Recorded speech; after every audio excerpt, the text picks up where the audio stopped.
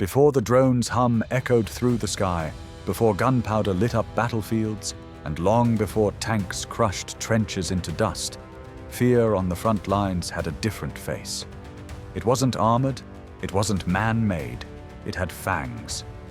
In the chaos of ancient warfare, when steel clashed with shield, when warriors screamed battle cries under crimson skies, an unexpected shadow would dart through the melee.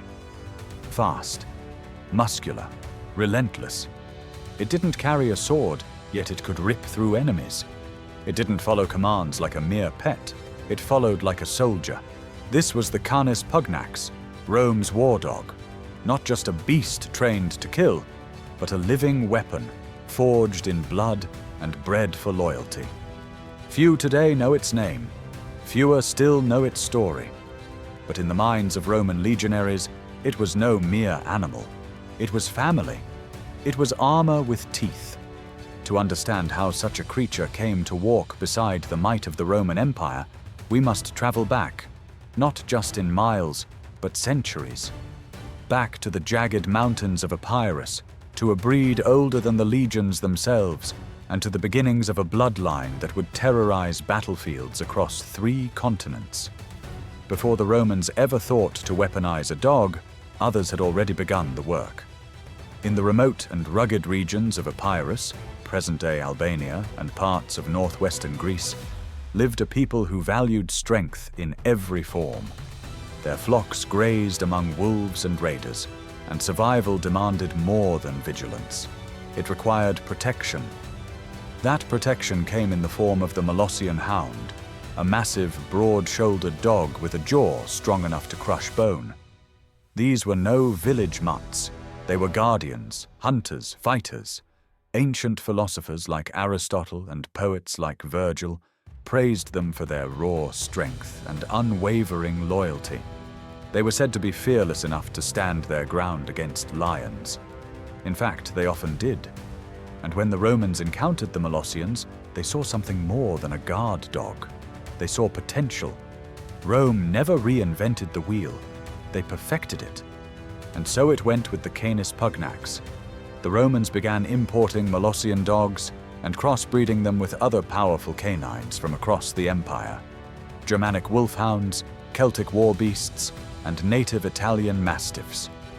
The goal wasn't just to create a terrifying animal, it was to engineer a biological weapon. The result was a dog with the size of a bear, the agility of a panther, and the obedience of a seasoned soldier. Thus was born the Canis Pugnax, meaning quite literally, the fighting dog. It stood over 60 centimeters tall, weighing between 40 to 50 kilograms. Its coat was often dark, perfect for stealth at night. Its bark, deep, guttural, enough to rattle the bones of men. But most terrifying of all was its instinct, protective, territorial, and unshakably loyal. And while some may imagine it as a companion by the campfire, the Canis Pugnax was never a cuddly mascot. It wasn't bred for companionship, it was bred for carnage. By the 2nd century BC, Rome's taste for violence had evolved into something ritualistic. The once simple duels of gladiators became spectacles of cruelty, grander, bloodier, and more horrific with each passing decade. And into this arena of death stepped the Canis Pugnax. These dogs weren't displayed like exotic animals. They were unleashed like monsters. They were starved before battle, made hungrier, angrier, more vicious. When they were released into the amphitheater, they didn't just fight, they tore. They faced condemned criminals, unarmed prisoners, and even wild beasts dragged from the ends of the empire. Lions, bears, and wild boars the size of bulls. The crowd roared not for mercy, but for massacre. And when the dust settled, some dogs stood like champions, battered but alive. These canine gladiators became so famous that the people named them. They were cheered, applauded, praised like warriors. And for a moment in time, a dog could rise to the status of a hero. But the arena, for all its chaos, was only a stage. The real theater of war was yet to come. As Rome expanded, crossing seas, conquering tribes, and clashing with civilizations, the empire met enemies who had already discovered the value of war dogs. Tribes like the Celts, Scythians, and Britons had long used dogs in battle. These weren't distractions, they were tactical threats. They would charge Roman lines, jump over shields, gnaw at unprotected limbs, and die beside their warriors. Their loyalty was terrifying. Rome took notice and took action. The Canis Pugnax was further refined, bred for speed, ferocity, and discipline. Yet the Roman twist wasn't only in the breeding, it was in the training. While tribal war dogs were unleashed in wild frenzies, Rome demanded more. They trained their dogs like legionaries. They were taught to hold position under fire, ignore pain, and wait for a command before striking. They could distinguish between ally and enemy by scent. They did not flee, falter, or panic. When the call to march came, these dogs didn't lag behind. They led the charge. The Canis Pugnax wasn't just a battlefield tool, it was a part of the machine. Each war dog underwent rigorous training, much like a soldier. Its duties went far beyond attack. These dogs would march over 30 kilometers a day, carrying supplies or messages in leather pouches strapped to their sides. They guarded food stores at night. They barked warnings long before the enemy was spotted. They slept in the barracks and ate from the rations of the army. In the fortified Roman camps known as castra, they served as both security system and first response unit. If a prisoner tried to escape, the dog chased. If an ambush was near, the dog sensed it. If a soldier slept too deeply, the dog stood watch. In volatile regions like Germania, Dacia, and Thrace, their presence wasn't optional. It was essential. And yet, for all their duty, the Canis Pugnax remained unsung.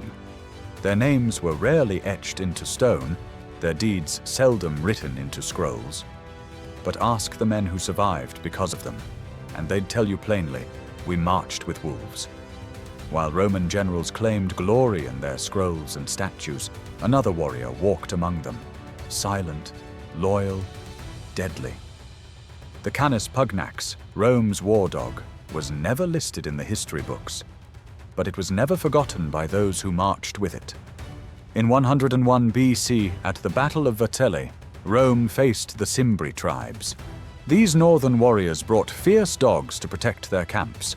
When the battle ended in blood, the Cimbri warriors lay dead, but their dogs kept fighting. Some held their ground, biting Roman shields even as spears tore through them. They defended their fallen masters to the very end. Rome saw the value and the danger of such animals. And so, the Canis Pugnax was refined once more. But where tribal dogs attacked wildly, the Roman dogs were different. They were trained not just for war, but for order. The Canis Pugnax was no wild beast. It was a disciplined soldier. These dogs were trained to distinguish between friend and foe by scent, attack only on command, remain calm in the chaos of war, ignoring screams, blood, and fire. They were positioned at night perimeters, near supply wagons, and deep in enemy territory. In dense forests or unfamiliar terrain, their sensors often detected threats long before human scouts could react. They didn't just assist, they protected, guarded, and fought as part of the legion itself. Canis Pugnax dogs marched alongside the legions, often walking over 30 kilometers a day. They carried small packs with supplies or messages. They guarded sleeping soldiers. They stood alert during night watches. But their role wasn't just practical, it was personal. Legionaries shared food with them, cared for their wounds. Some gave them names. A few even buried them with honors, tombstones, inscriptions, and all. To many Roman soldiers, these dogs weren't tools. They were brothers. As Rome evolved, so did its warfare. Siege weapons replaced frontline dogs. But the bloodline of the Canis Pugnax didn't vanish.